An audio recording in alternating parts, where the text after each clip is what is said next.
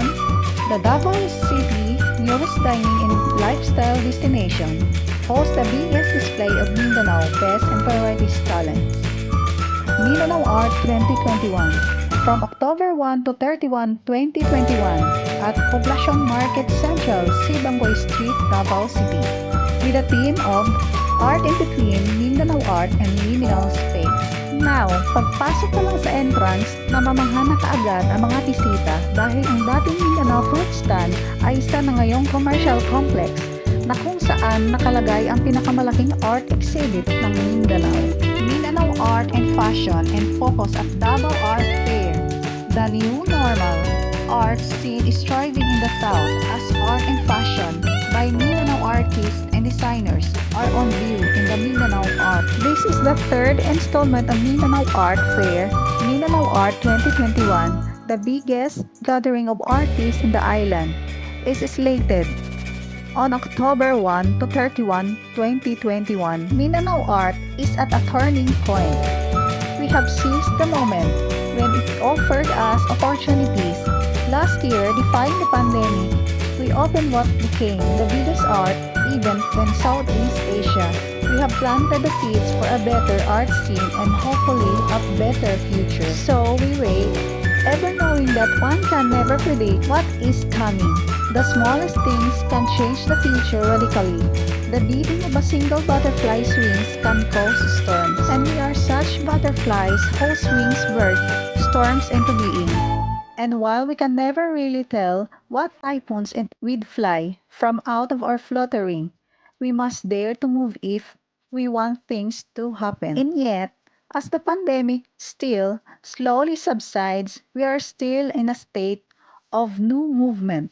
As much as we will eat, we cannot yet fluff our wings to soar. But in the state of cocoon liminality, we are chrysalis, beating our time, reflecting, and dreaming. The definition of art is the product of imagination and creativity, particularly in the physical form. A painting, theatrical performance, and a sculpture are each an example of art. Art also called, to distinguish it from other art forms, visual arts, a visual object or experience consciously created through an expression of skill or imagination. The term art encompasses diverse media such as painting, sculpture, printmaking, drawing, decorative arts, photography, and installation. Art is a wide range of human activities that involve creative imagination and an aim to express technical proficiency, beauty, emotional power, or conceptual ideas. There is no generally agreed definition of what constitutes art, and ideas have changed over time. What are the three types of art forms explained? The three classical branches of visual art are painting, sculpture, and architecture. Theater, dance, and other performing arts, as well as literature, music, film, and other media, such as interactive media, are included in the broader definition of the arts. What is the example of arts found in the Philippines? The traditional arts in the Philippines include folk architecture, maritime, transport, famous sculpture in the Philippines, weaving carving, folk performing arts, folk oral literature, folk graphic and plastic arts, ornament, pottery, and other artistic expressions of traditional culture. The seven major Philippines art forms in example. Arts was introduced to the Philippines. Seven major art forms. Number 1, visual arts. Number 2, literature. Number 3, music. Number 4, theater. Number 5, dance. Number 6, architecture. Number 7, the film. There are countless forms of art. When it comes to visual arts, there are generally three types: the decorative, commercial, and fine art. The broader definition of the arts covers everything from painting through theater, music, architecture, and many more. Edades, Ocampo, and Francisco were the triumvirate of Philippine modern art. Their artworks were influenced by the Western styles in the international scenes such as pop art, maximalism, minimalism, abstraction, expressionism, constructivism, magic realism, and environmental art. There are so many types of arts. o mga uri ng sining. Number 1, types of me o dalawang uri ako. Number 2, types of advertising. Number 3, types of conflict. Number 4, types of exercise. Number 5, types of media o mga uri ng media. Types of notes o mga uri ng nota. Types of paragraph o descriptive. Types of sentences o beautiful. Types of strength o mga uri ng lakas. Types of texture o mga uri ng pagkakayari. Types of virtue o mga uri ng kabutihan. Types of business o know the type and form of business. Types of birds o mga uri ng ibon. Types of flowers o mga uri ng bulaklak. Types of music o mga uri ng tugtog. Types of spoons o mga uri ng sandok. Types of communication o mga uri ng komunikasyon. The 10 most famous Filipino artists and their masterworks. Philippine arts reflects a wide range of influences from the country's colonial past to contemporary culture. Number 1, Fernando Amorsolo, from 1892 to 1972. Number 2, Jose Hoya, from 1931 to 1995. Number 3, Pasita Abad, from 1946 to 2004. Number 4, Ang Kyokok, from 1935 to 2005. Number 5, Benedicto Cabrera, from 1942 up to the present. Number 6, Kidlat Tahimik, from 1942 up to the present. Number 7, Eduardo Masfer, Eduardo Masfere, from 1909 to 1995. Number 8, Agnes Arellano, from 1949 up to the present. Number 9, Roberto Chabet, from 1937 to 2013. Number 10, Napoleon Abueva, from 1930 to 2018.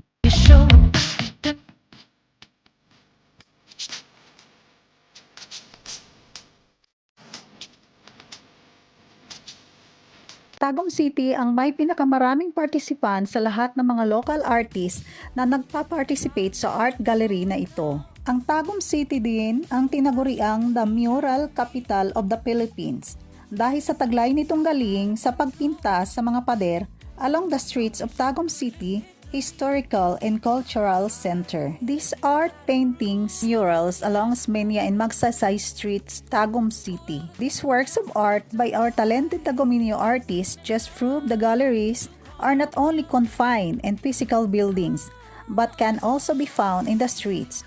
Here's to more mural walls in Tagum City. Isa ang Tagum City sa mga nangungunang mga artist na nagpapakita ng kanilang mga galing at talento sa arts. Art in its broadest sense is a form of communication.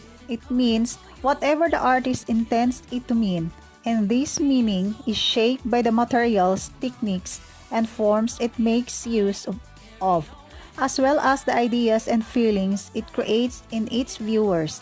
Art in an act of expressing feelings, thoughts, and observations.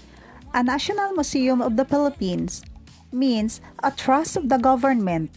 It is an educational, scientific, and cultural institution that acquires, documents, preserves, exhibits, and fosters scholarly study and public appreciation of works of arts, specimens, and cultural and historical artifacts representative of the unique cultural heritage of the Filipino people and the natural history of the Philippines. The Museum of the Philippines, as we celebrate museums and galleries month with a theme showcasing the nation, shaping the Filipino imagination, your National Museum of the Philippines. Kaya po itinao nila ng Oktobre sapagkat ang buwan ng Oktobre ang selebrasyon ng National Museums and Galleries of the month and the whole country of the Philippines. The National Museum of the Philippines is an umbrella government organization that oversees a number of national museums in the Philippines, including ethnographic, anthropological, archaeological, and visual arts collection. What are examples of the prominent examples of arts? Include architecture, visual arts, including ceramics, drawing, filmmaking, painting, photography, and sculpting, literary parts including fiction, drama, poetry, and prose, performing arts including dance, music, and theater, textiles and fashion, folk art and handicraft, and oral. These are the three major forms of arts. Here in this article, we shall be discussing in the three major forms of arts that are the most popular ones around the world. This form of arts includes sculpture, painting, drawing, printmaking, filmmaking, and photography. What is the full meaning of art? Art, practical skill guided by the rules. Human skill as opposed to nature. Skill as applied to subjects of taste. The defined arts, music, painting, sculpture, architecture, and poetry. Artful, full of art. There are also many questions about this art. What will Mindanao art look like after this? What lasting changes has the pandemic left on our art scene? What have we lost and what we have gained? Where have we been and where do we go from here? What more can we do? And they answer, while we so linger and waiting rooms of our destinies, asking these questions, we are also quietly transforming. For in every transition is metamorphosis, the wisdom of our experiences, overlapping with the vitality of our dreams, to make of us a community of people who know how to think, reflect, discourse, and dream. It is no accident that the greatest ideas were born at time of uncertainty. Some of the finest works of art conceived during the Plague or the Great Wars. When the people are caught in between, stuck in a liminal space, unable to wander, they find themselves thinking, and thinking always begets great art. Ladies and gentlemen, let us think. Let us take this opportunity of being caught in between to take a needed break.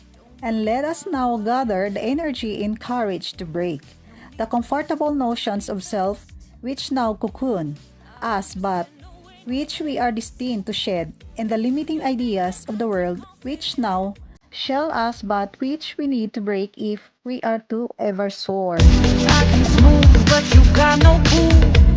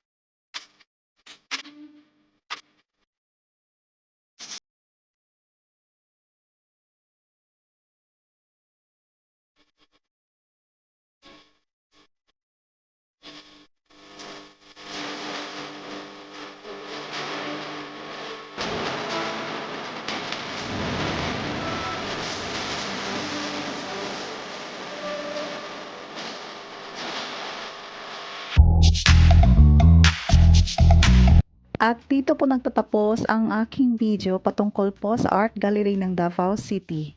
Marami pong salamat sa panonood at sana nag-enjoy po kayo.